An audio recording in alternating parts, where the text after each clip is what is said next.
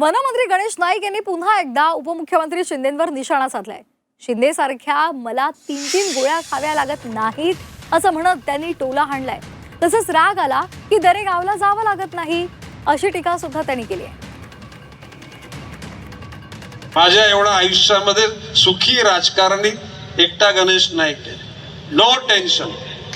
तुम्हाला मी टेन्शन मध्ये कधी दिसलो कधी? बिंदास।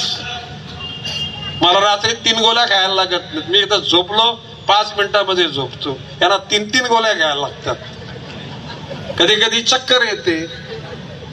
मग वय झालं म्हणून काय? जर का चक्कर येते म्हणजे अनफिट माणूस झाला। मी कुठे काय चिडल्या बिडल्यानंतर मुरबाडच्या शेतावर जात नाही, हे लगेच दरेगावाला जातात। राग आला की दरेगावला जावं लागत नाही असं म्हणत गणेश नाईकांनी शिंदेंवर घणाघात केलेला आहे।